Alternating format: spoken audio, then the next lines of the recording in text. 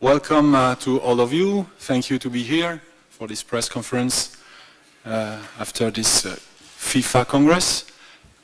Just for some technical information, channels translation, English is 1, Français 2, Espanol 3, German 4, Arabic 5. Before we leave you the floor to questions, President Gianni Infantino will make a few opening remarks. So the floor is him. Thank you, Fabrice. Well, welcome again to all of you. Thanks for coming, thanks for attending the FIFA Congress, for being interested in FIFA matters. For those who come from far away as well, special thanks for being here with us. Well, you have been following, of course, the FIFA Congress, the 67th FIFA Congress here in Bahrain. Lively Congress with some decisions taken, of course, and I think that's what we need to look at and we need to recognize as well. Obviously, a few important topics for FIFA and for the future of FIFA. The bidding process for 2026. It's important that we get that one right, and therefore we start indeed following a motion of 3 associations with a process in 2 phases, and this is all clarified, and this is actually also based on a set of bid requirements which have already been approved at the last council meeting. So independently of the decision of the Congress on the procedure, the bid requirements, number of stadiums and so on and so forth for 26 have been approved at the last council meeting, which is and was of course important. We have been also nominating obviously the members of our judicial bodies and independent committees after those, after the term, the mandate of the members came to an end after 4 years, approved by huge majority by the members, and obviously I'm very happy that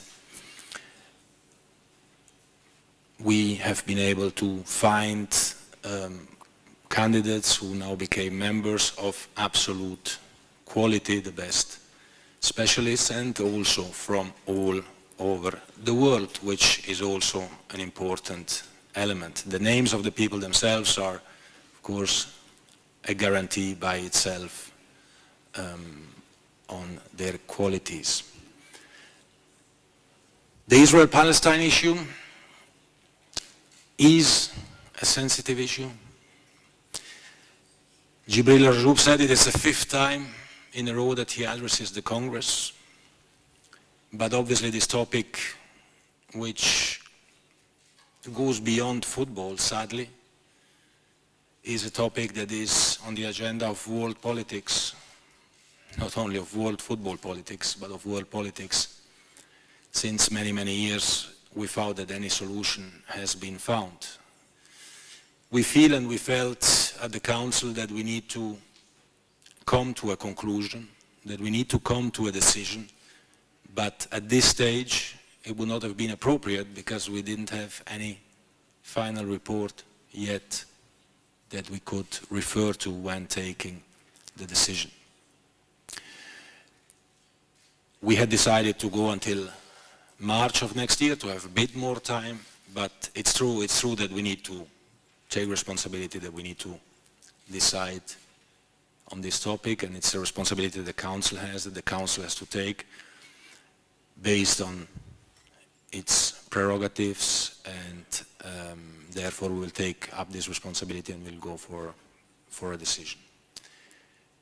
So these are the main points, the main decisions. I don't know if I forgot something crucial at this stage, but otherwise, of course, you can... Someone will remind you? Absolutely. I count on you. So maybe first question, Eric on the right.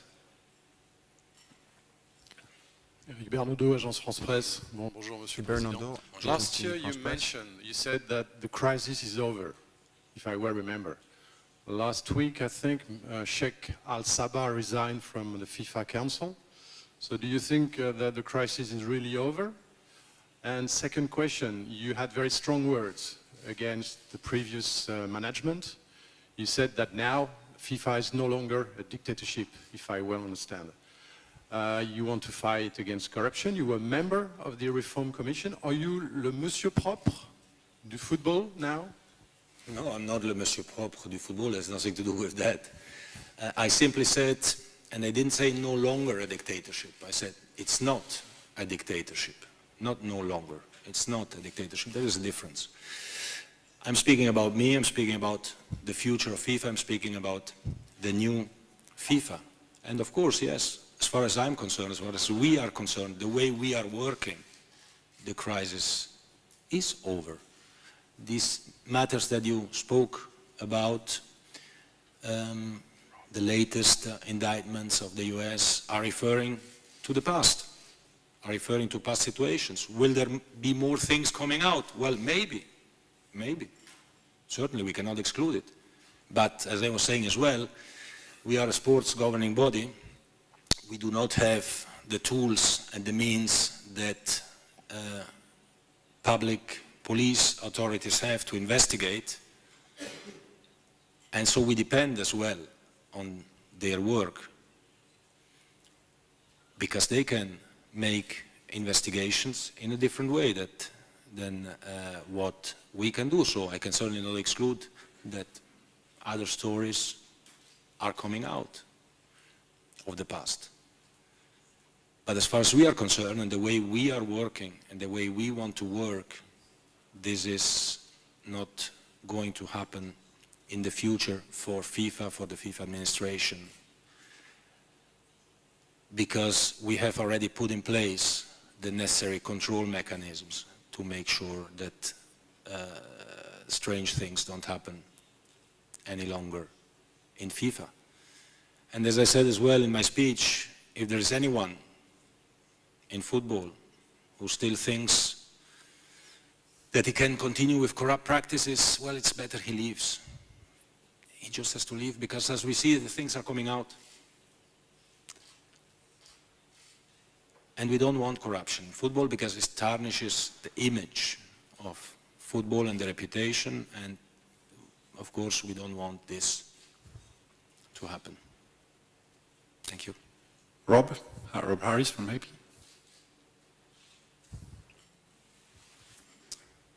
Hi. So, question on the ethics committees. Could you explain why it was you thought Eckhart and Borbely were no longer suitable for their jobs, and also respond to their concerns, the fact that the prosecutions of hundreds of cases are going to be held up now because there's no handover period, and also whether they, having investigated you in the past, which you were very dissatisfied with, played any part in it, and the fact they were potentially still looking into you on new matters? I didn't get... So the last bit, whether you had any, whether in any way the fact that they investigated you and you saw those as unjustified in the past played any factor, and the fact they were still maybe looking into new matters?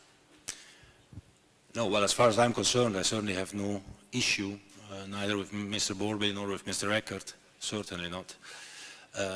Everything is open, is clear, is free, what I can do. And what I do. I mean, I'm probably the most scrutinized person in the world, more or less, I think. So that's certainly not an issue. No, I think, well, what happened is a simple question of due process. I mean, in the sense that mandates come to an end. There are proposals being made. There are discussions being held. And the Council is then proposing to the Congress new members. The confederations propose to the Council and recommend to the Council some candidates. We have received many high-level candidates, which is reassuring and which shows, I think, indeed, that the reputation of FIFA is improving, is getting better, because that's also a question of trust of those people who come in FIFA. And of course, if there are pending cases, they will continue, obviously. People who are coming in are serious people, are people who have proven amply their qualities.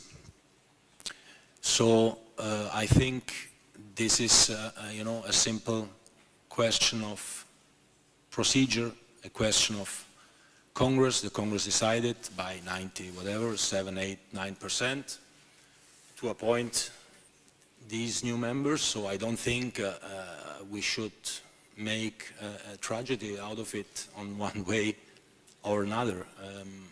Who was saying to me this morning, it's a storm in a, how do you say it in English? A storm in a teacup.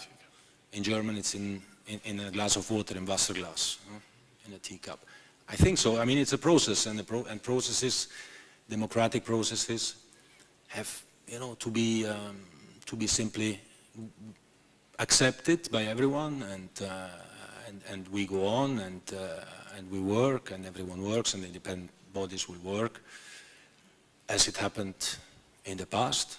Hopefully better than in the past, because we can all do better always, and we are going forward with confidence. Next question for Tariq, and then Charlie Sale. Gianni, not a question of those two men, but a question about Miguel Maduro. In Mexico last year, when we were saying, Mr. Scala made his departure, and you said, look, do you think I'm not serious about reform? I've got Miguel Maduro, one of these great Portuguese politicians. I'm very serious, is Miguel. 8 months later, you guys have thrown him out. He found out about this, I think, a day before this Congress, didn't get on his flight from Italy. And I understand that Miguel Maduro was extremely independent, almost too independent. He blocked Mr. Mutko of Russia's candidature for FIFA. He asked Sheikh Ahmed as recently as 2 weeks ago to resubmit because of what the FBI had found out. There was an issue with the AFC election as well. And he and some other members of this committee have said they've never felt so much internal pressure in any job they've ever done. He said, from what I read in the Portuguese press, from the highest levels of FIFA, they were under pressure to come up with different decisions than they would. He refused to do that, and now he's gone and we have someone else. 8 months.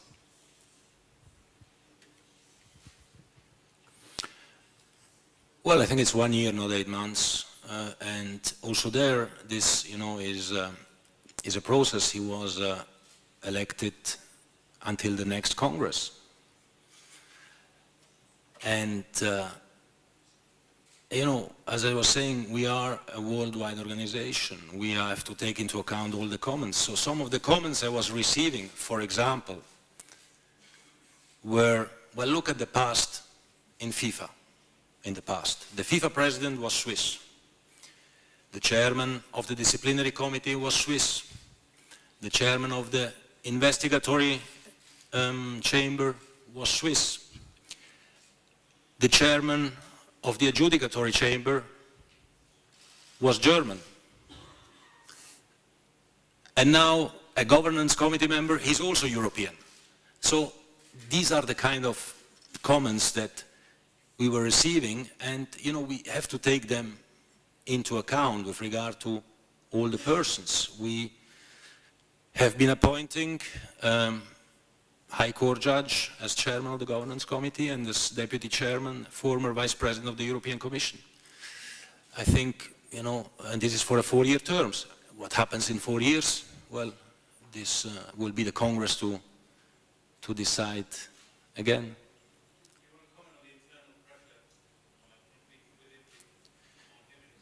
Well, but when you have a job where you have to take important decisions, it's pretty normal that you receive pressures from everywhere. I mean, then you have to take the decisions that you have to take, and I think that the governance committee under the chair of Mr. Maduro took the decisions that they had to take and that they wanted to take absolutely in the way that they wanted to take them. Charlie Sale was on the list. Hi, Gianni. Just two Hi, questions. Firstly, sorry to go back to the Eckert and Burbley thing, you just said a democratic process that simply got to be accepted.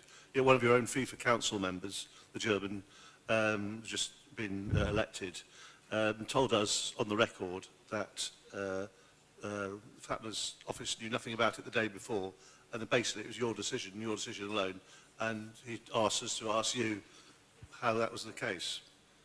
And that's one. Two, could you explain, or is Maradona, who's given great sort of credence to your Legends programme, turning up here and elsewhere, is he paid extra, apart from travel allowance and the daily allowance?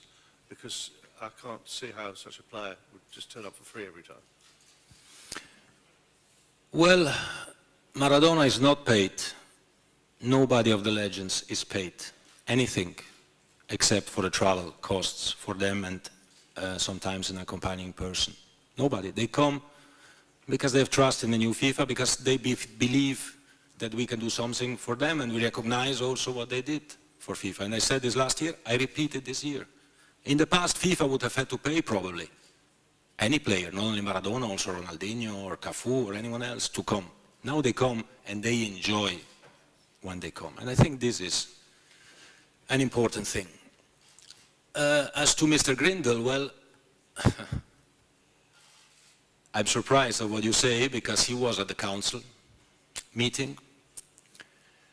And at the council meeting, I presented clearly the procedure as it went. We discussed it with all the confederation presidents, and the proposal which was put forward was a proposal of all the confederation presidents trying to find a good proposal taking into account the best CVs and a geographic repartition. Proposal of all confederation presidents and of myself all together, which was then approved as well by the council. Philippe Sommer, ARD.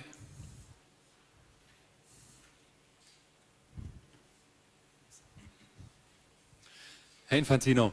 Mr. Infantino, Die Weltmeisterschaft 2018 World steht Cup vor der Tür. Der 2018 Confed Cup is ist about praktisch to schon commence. da. The Confed Cup Es gibt is so ein paar already there. Themen There are a couple of in topics Russland, die beunruhigend sein in können, auch Russia für die that FIFA, could also Rassismus, be a cause for Hooliganism, dass concern manche for Stadien FIFA. noch nicht ganz Hooliganism, fertig for sind. example, some of the stadia Wir haven't haben letzte been Woche mit Herrn Mutko finished on gesprochen, time. We dem spoke last Vizepremier der week with russischen Mr. Föderation, Mutko, the und Vice er sagte President uns, of es the gibt Russian keine Federation, Probleme and he told in us there were no Russland, es sei problems westliche whatsoever. Propaganda. That was Western Unser propaganda Ansprechpartner sei alone, die FIFA, and und die their FIFA hätte interlocutor is keine FIFA, Bedenken und and keine FIFA Themen. Ist didn't das have richtig, any concerns oder sagt Herr whatsoever. Mutko nicht die Is that Wahrheit? true, or wasn't he telling the truth? Well, everything is ready for the Confederations Cup. Everything will be ready for the World Cup. It is not yet ready, of course. But I'm long enough in this business to know that until the kickoff starts and until the ball starts rolling, there are discussions and debates. Are we ready? Are we not ready? We will never be ready until the last minute, completely ready. And we are never completely satisfied either. I'm a detail maniac myself, if I can use this word, and we certainly don't have just to sit down and rest and say, yeah, everything is perfect, everything is fine. There's still a lot of work to do, but we are on schedule. And what I feel and what I can see in Russia compared to the European Championships that I've been organizing together in UEFA since 2004, such a commitment from the government like I have seen in Russia, I've never seen it in any other country. There is a commitment to do the things. Things are done. We all know, and that's probably not only a Russian thing, but a thing for all over the world. The bureaucracy sometimes takes a bit of time, and there are always hurdles that you didn't foresee before.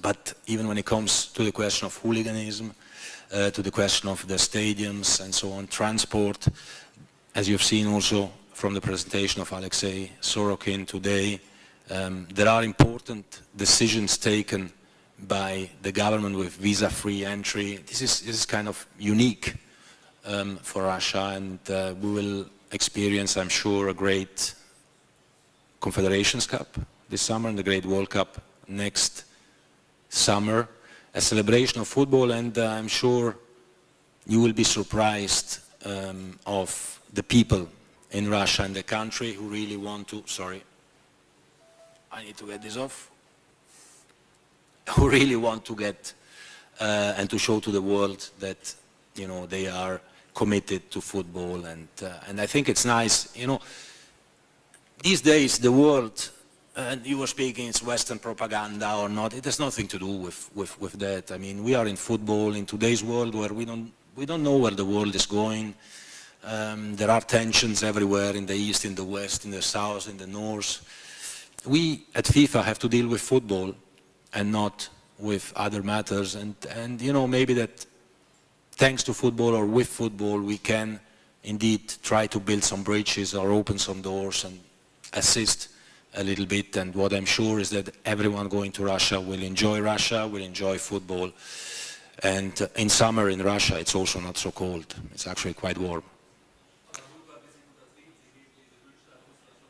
And of course, yeah, we are always putting pressure on everyone, including on the Russians, to deliver from the top to the bottom, and we have and we will have still plenty of arguments and plenty of heated discussions until the end, but that's also normal. Then we are a team and we work together, and at the end, if we deliver a great event, it will be the success of Russia and the success of FIFA and the success of world football.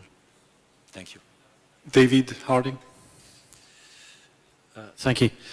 Two quick questions, if I may. On the Israeli-Palestine issue, you mentioned taking a decision before the end of March, but you also mentioned on stage a deadline of October, so I just want to clarify exactly which one it is. And secondly, you also mentioned in passing during your speech transfer regulation. Can I just clarify exactly what you're looking at with regards to that, and with regards to the Paul Pogba transfer to Manchester United? And is it the kind of fee and the kind of money that the agents get with regards to such a transfer that has made you look in to that issue in particular, regards to the Paul Pogba transfer? Mm-hmm. Thank you. Well, on the transfer issue, on the Israel-Palestine issue first, the decision of the Council to recommend to the Congress was indeed end of March, the following Council meeting. However, following the discussion and the lively debate we had today, we thought, and I thought as the President of FIFA, I can put on the agenda in October this topic. We want to take a decision, we have to take a decision. Whether the decision will satisfy one party or the other party, or none, or both of them, I don't know. But we need to have a decision, therefore we'll put it on the agenda of the next Council meeting on the 27th of October in India. As to the transfer of players, I think the question is not at all, as far as I'm concerned, related with Paul Pogba. I have been reading about that in the press. I don't know even if something is going on that front. What I was referring to is a more general question. We have installed, as you know, FIFA has installed for some years now the transfer matching system. When I was in UEFA, we introduced the financial fair play question, and that's why, you know, when it comes to high transfer fees, we always said it's not the problem of a high transfer fee. The problem is if you cannot pay that high transfer fee. If you cannot afford to do that. But what I simply think is that, and speaking with some stakeholders, clubs, players and so on, agents as well, the general feeling is that there is a kind of perception that when it comes to transfers and the huge amount of money which is circulating throughout the world. I was speaking about, in a transfer window, about 3 billion. I'm not 100% sure if this figure is correct. I just have it somewhere in the back of my mind. These are huge amounts, and the same as FIFA wants to be transparent in its account. I think it's also a duty for the clubs, for the agents, for all those who are serious, and that we can maybe come to some better ways of dealing with this. How will this happen? When will this happen? Well, I don't know. When I started to work in UEFA in 2000, the transfer saga, I don't know if you were there already at that time, the transfer saga was making the headlines of all the newspapers with the statement of objection of the European Commission. This was back in 2000. We then agreed in 2001, this was my first job in UEFA, we then agreed with the European Commission in 2001 about the principle for the new transfer rules, which are still the same as they are today. And I think after 15 years or more of these regulations, well, we have to look at it. We have to look at the transfers, at the transfer sums, at the agents, because a couple of years ago FIFA decided basically to get rid of the agents regulations, and we had some mixed feedback about that. So, you know, it's sometimes you have to at least, you know, look seriously at the matters again and see whether you can find better ways of dealing with them. Next questions for Manny and Richard Conway from BBC, and then we'll go first row to speak a little bit of Arabic. Thank you.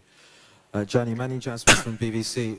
We've just spoken with Prince Ali, who, Where are you? I'm Manny. Okay, I don't see. Here. So okay. I don't see you either. Okay, yeah. So Sorry. We've just spoken with Prince Ali, who, speaking as a member of Congress, was very unhappy that there is no explanation of decisions by the Council, such as the removal or the decision not to reappoint Mr. Borbeli and Mr. Eckert. He said that was never explained to the members. Also, the Israel-Palestine situation, he says, went against FIFA statutes. And he says that this is a lack of responsibility and that FIFA, in your time as president, has already lost the battle to win back public opinion. So if you wouldn't mind giving a response to that, please. And also, why did hardly any of the FIFA Council speak to the media after the Council meeting? It was a 5-hour meeting, so lots was obviously said, yet they didn't stop to speak to us, and the media are the only independent link between the FIFA Council and the football fans, which you all claim to cherish so much. Were they told not to speak to us, or is there another reason? No, there were, well, we have, I think, FIFA Council members who speak to the media quite regularly and on all the topics, and the only thing we ask them is to wait for the press release in order to see what was communicated on the different matters. Because, for example, when it came to the question about the 2026 bid, a new wording was proposed, and it's important to get these things right when you communicate to the media without going and just saying, well, we are doing a new bidding process, but without giving the details, and then we start having maybe wrong articles. That's the only thing. When it comes to Prince Ali, well, that's the good thing about democracy, that everyone can speak and everyone can have his opinion. That's his opinion, which I fully respect. 97, 98, 99% of the Congress had a different opinion. And again, we are speaking here, when it comes to the judicial bodies, about members whose term ended. And when a term ends, a new term starts. So it's not about renewing or not renewing somebody in a position. It's about electing somebody for a position for a 4-year term. That's indeed what the statutes say. As to the Israel-Palestine question, I can only repeat what I said. We were at the Council, we did not receive a written report yet. We couldn't study it. I'm also not satisfied that we cannot take a decision on this topic on the other side, we are not the only ones who don't take a final decision on this. So, you know, it starts by the UN and it ends by all the countries. Hopefully, as I've been hearing in the press recently, President Trump is looking at this matter, so hopefully he can find a solution. If he has a good idea, I'm happy to take it on board as well for FIFA, of course. Thank you. From BBC. Hi, Richard. Hello. Mr. Borbelli and Mr. Eckert say that there will be significant delays to pending cases, hundreds of cases, as they put it, as a result of them not being allowed to continue with fresh mandates. Is that, you know, given that, and given the potential, therefore, for corrupt football officials to be operating for months, maybe even years, is that a price worth paying in order to get fresh blood into those committees? And secondly, just for the avoidance of any doubt, there's been a report that you are subject to a fresh investigation. Are you able to comment on that, rule it out? Because the last time, obviously last year when it came to light, we were told that the full investigation wasn't communicated. So just to maybe clear that one up. I have no idea about that. I have no idea. So I cannot comment on something I don't know. As to the case as well, if that's maybe their opinion, I think it's a bit sad that there are hundreds of cases pending and they have not been dealt with. I hope that these cases will be dealt with now. As we have seen as well, in all the cases which made progress, quick progress, where members were suspended for years or for life, were the cases in which criminal authorities did intervene and interfere. And it's good so, because they have means that we don't have. And we need them to help us. And we help them, we assist them. We spent 50 million in legal fees to provide to the authorities full reports on the different cases which are subject to criminal investigations by them. So they have our full support, and as soon as they act and they can give us evidence, the cases proceed. This is the case as well, and was the case with the old members of the judicial bodies in this respect. So I can only repeat and reiterate that. And having said that, I think the experience of the people who are coming in is certainly there to make sure the cases are being dealt with.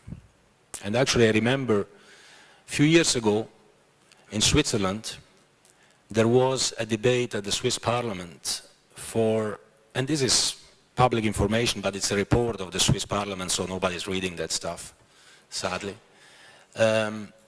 about amending the Swiss criminal code and putting in a clause allowing the state to prosecute ex officio private corruption in Switzerland. The Parliament asked several parties to come and comment. They asked also UEFA and FIFA at that time. UEFA went. I was the representative of UEFA. We also put our position in writing at that time, and we said clearly to the Swiss Parliament that they have our full support for whatever they want to do to help fighting corruption in football, that they should act ex officio. They have to, of course. We are supporting that. The position of FIFA was not exactly the same. So, you know, I think we need to change this, and we need to help those who want to fight corruption in football and work on that direction as well. Thank you. Let's go first row, as promised, Aziz.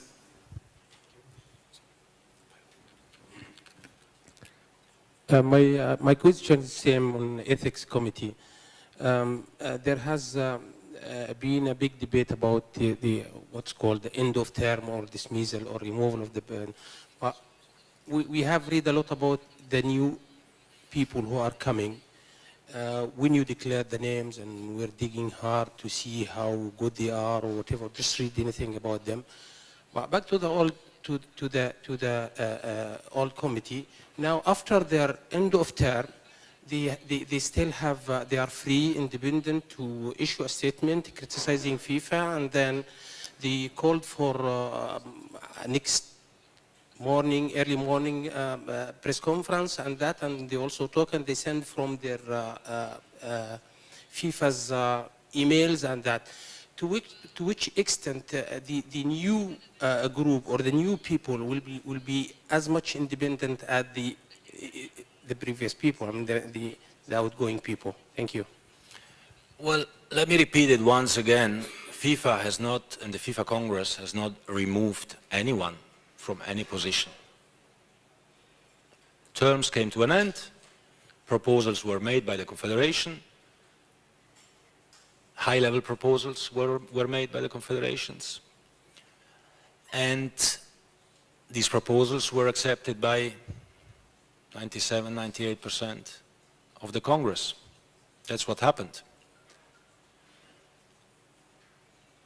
That some of the members who were there and who are not anymore members of these bodies have the feeling that they have to comment. Well, it's obviously sad, but that's a fact. I mean, you know. Time is running. Only 3 last questions. Andy Warshaw, you raise your hand. Thank you very much, Fabrice. May I ask, just going back to the ethics, I'm sorry to labour the point, Gianni. Even if you're correct in terms of terms of coming to an end and others beginning, which we can only accept on face value, why wasn't, or why weren't, Mr. Eckert and Mr. Borbeli told officially that they were being their terms had come to an end, they were being replaced, and finding out from the media? And why wasn't there a transition period given the complexities of all the cases they were dealing with? That's the first point. Second point, vis-à-vis Mr. Maduro, why is his nationality and why is geopolitics, if you like, more important than the highly efficient work that he was doing? Thank you very much. I said already, it's a mix. It's about representativity of the world, and it's about quality of the members. It's a global assessment that needs to be made and has been made by the Council. And as to the question why people were informed, well, we cannot inform people of something which has not been decided yet. First, decisions need to be taken, and then people are informed about the decisions which are taken, and this has happened only on Tuesday, I think, at the Council meeting. So before that, nobody can be informed about anything because we don't know where the decision is going. And as we have seen, I mean, on Tuesday, I was still, and we were all still of the opinion that we were presenting amendments to the statutes to this Congress, which had been approved by the previous Council meeting in January. We then discussed it, and we thought, well, you know, maybe it's better to take them back, to look at it once again, to study it. Why not? Sometimes it's better to make a step back and then to look and then to act and move forward. Sorry? Well, transition period is something that is you know, we have our statutes, and it is foreseen that one is member until one day, and as of the next day somebody else is a member. But of course, I think there will be discussions going on. I guess, I don't know, it's up to them. I'm sorry, time is running. 2 last questions. First row as promised. You gentlemen. And the last question will be for David Kahn. Sorry for the others. I would like speak Arabic, please. Yes.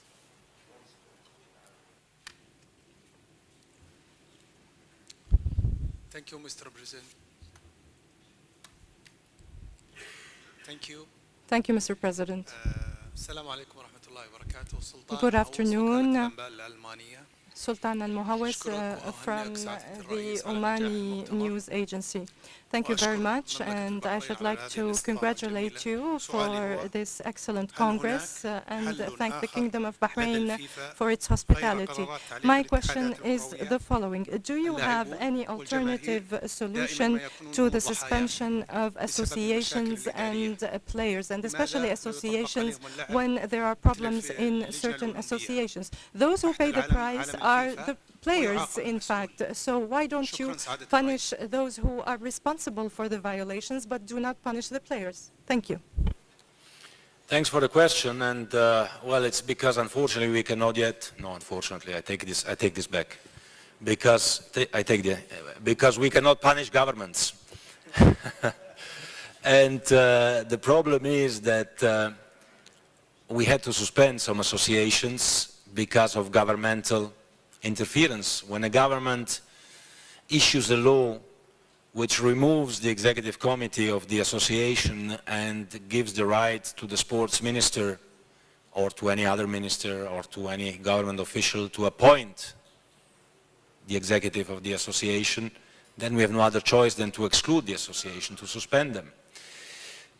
And if we suspend them, and we had this case we still have this case in Kuwait, when you suspend them, of course, those who are suffering most are the clubs, are the players, are the fans, all the people. I gave the example during Congress as well. It's a different story. It's not about suspension, but it's about Iraq, who couldn't play international matches for many years now. And you take away the hope, you take away the football from a country, and we have to work against that. Now, when it comes to Kuwait, I want to say this as well. I had some meetings here in Bahrain with some officials, and I'm confident that we will be able to find a solution soon. The ball is in the camp of the government, but I think that we have been able to explain all the points, and I hope we can move forward so that we can lift this suspension soon. Thank you. The last question for David Kahn. Is there a football question or not? No? Afraid not. It follows on from something you said, Gianni. In the bad old days, when we now know that there was a lot of corruption going on within FIFA, at the congresses, we used to get people standing up, some of whom we now know were actually themselves involved in the corruption, attacking the media and saying that it was FIFA bashing. So what did you mean today when you were talking about fake news and FIFA bashing being a national sport in some countries by the media? No, it's not by the media that I was meaning. It's, you know, there are a lot of people who are spreading a lot of wrong and false information. And for me, it's important that when you write your articles, which is what you are doing, that you take into account, you know, really the facts and the actions that we do. That's the only thing I want, and that maybe sometimes you question as well those who are giving you some information, because I think we have seen many times that the information given is not the right one, but is provided just to harm the organization. One of the points that I was most surprised with when I became FIFA president and in this first year is the resistance that there is to change. Because of course there is a new president, there are some new members, but there are still people in the organization who resist change, who don't want change, who don't like change. We are human beings. Human beings normally don't like change, obviously, for obvious reasons. So there is a resistance, and there are a lot of people who are, you know, spreading wrong information just to harm the organization. So this was my remark about the FIFA bashing.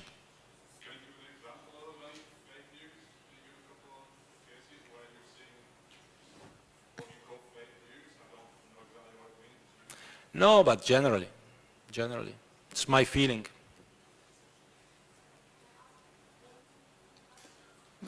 We are at the end, and he has taken 45 to 1 hour, so I think it was quite complete, and the answers were quite precise. So thank you very much to all of you. Thank you. Have a nice afternoon. Thank you very much. شكرا جزيلا.